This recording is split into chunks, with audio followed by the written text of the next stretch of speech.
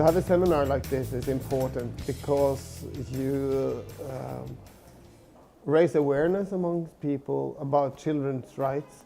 You include people with power from the government, and even the president was here. So it is extremely important. It lifts children into the discussion as human beings and not only human becomings. They are human beings right now, and they have the right to have a good life, to be safe and secure and develop healthy. So it is really important to have seminar like this, especially when you include the people with power.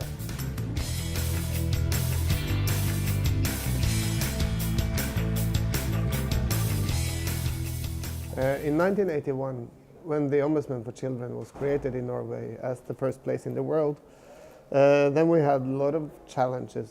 And one of those were that it was not prohibited in the law to beat children in homes. And one of her major tasks was to convince not only the politicians, but also the general opinion about violence against children. So 6 years after the establishment, actually violence against children and physical punishment was prohibited totally in the law.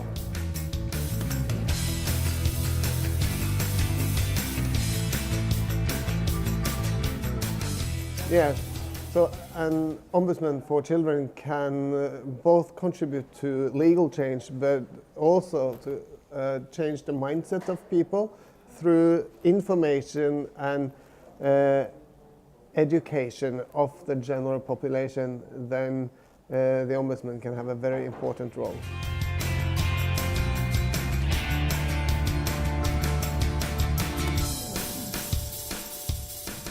I will tell them that children are a group in society with no right to vote. So they don't choose their own decision makers. And they have less experience than we have, and their language isn't that strong. So that they need spokespersons. They need adult people who speak only on their behalf. Otherwise, they will end up to lose the battle of budgets. They will end up to lose the battle of focus in media and all this. Children always lose the battles out there when they have to fight against adults' rights. So therefore you need a spokesperson who can stand up on behalf of children all the time.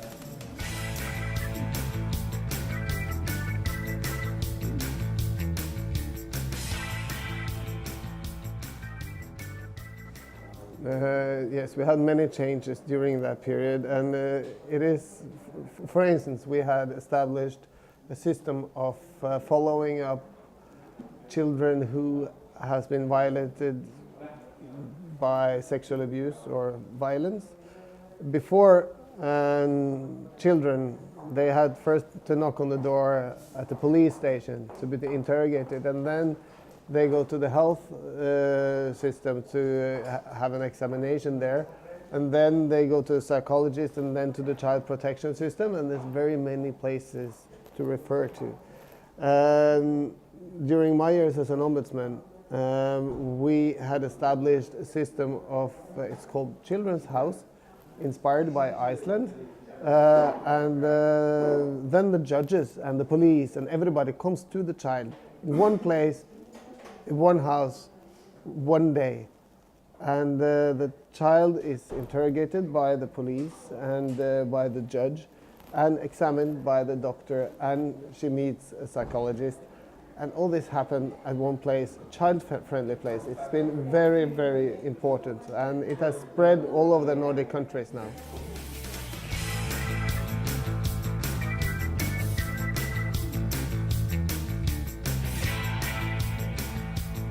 Well, it is because children, they need special protection because they are a very vulnerable group. And when you make a comprehensive law for children, then you also have to make sure that in other legislation they have to adjust themselves to this comprehensive law of children. And when you have a comprehensive law for children's rights and you have the Convention of the Rights of the Child, then people who fight for children's rights, they can refer to these legal systems and help children to get their rights fulfilled. So I think it's very important. And I was thinking of when you have an ombudsman, she can use the comprehensive law on children's rights as the major tool in her work, together with the Convention of the Rights of the Child and other legislation. But it would have been, for me, if we had a comprehensive law in Norway, which we don't have, it would have been a wonderful tool to refer to in the daily work for an ombudsman. So, should you have an ombudsman first and then work to establish the legislation afterwards?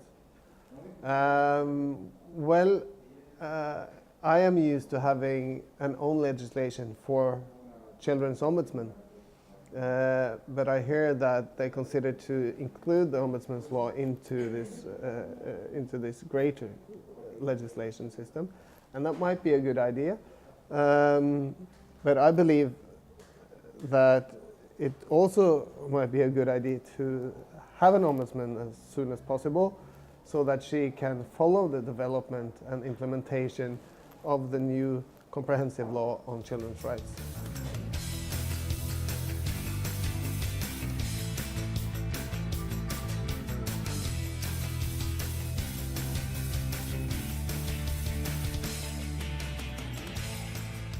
It was listening to children and young people and bring their voices forward to the people with power.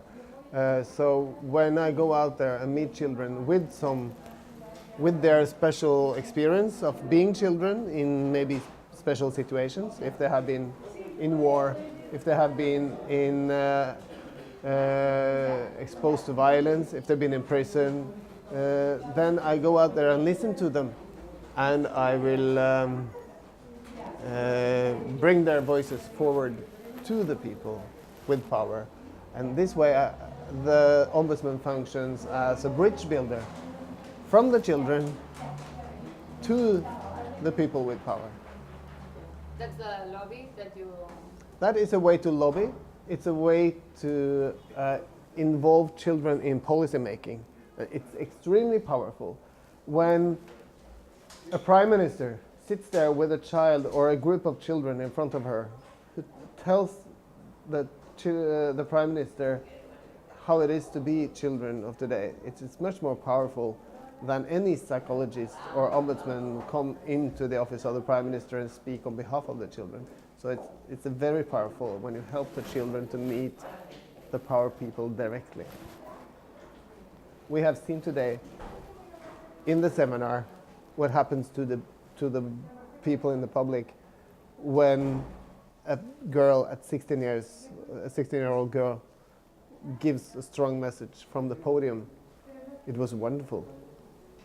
And I could see it on her faces out there when she was talking.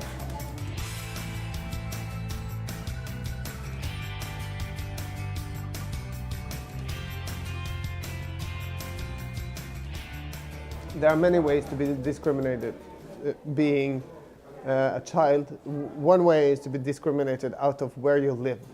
So a country like Norway and a country like Chile will have different services for children north and south, and different municipalities will have different approaches to the way they protect children's rights. According to the convention, children's rights should be the same all over the country. You should have the same rights no matter where you live. So an ombudsman can make sure that there are not too big differences from the municipalities or regions or provinces in the country. Other ways of being discriminated when you are a child is, for instance, having a disability. And an ombudsman should make sure that children are not discriminated because of their disability. and you should have the same services wherever you live, things like that.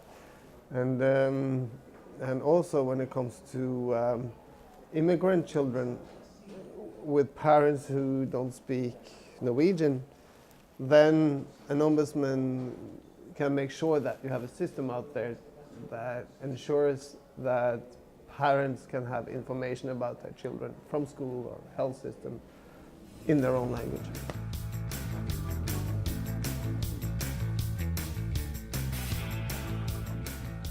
One of the most important features of an ombudsman for children is the independency, total autonomy. This means that the ombudsman for children is independent from the government, is independent from NGOs, and independent from all religious groups. So he or she who runs the Office of the Ombudsman for Children should be only dependent on behalf of children, right? Only dependent on the children. So, and therefore, it is extremely important that the appointment procedure of an ombudsman for children is transparent, open, that the short list of people is available for the public so that they could make sure that it's not any friend of a politician or someone belonging to a party or things like that who is appointed. Very important.